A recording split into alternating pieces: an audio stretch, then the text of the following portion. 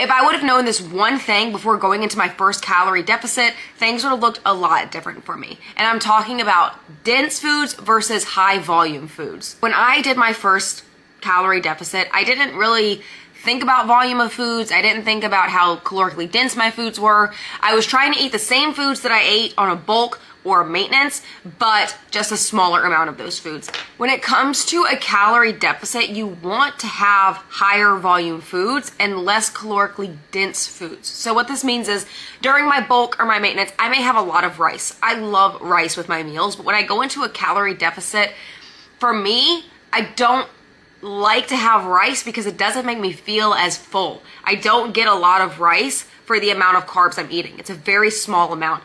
Compare it to something like potatoes. For the same amount of carbs, I can eat way more potatoes than I can rice. So I'm obviously gonna opt for something like potatoes, right? Where I feel like I'm eating more.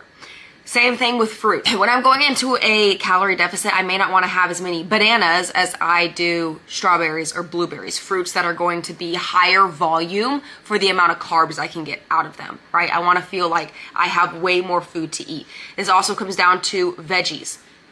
I'm gonna make sure I'm getting a ton of veggies at every single meal to make me feel like I am eating way more food than I actually am. So when you can replace your calorically dense foods with high volume foods, it makes your meals much bigger, much more satiating for you. You're gonna take longer to eat them. You're just going to feel better and not so restrictive at the end of those meals. So when you're going into a calorie deficit, the number one tip I would give for you is to replace those calorically dense foods with very high volume.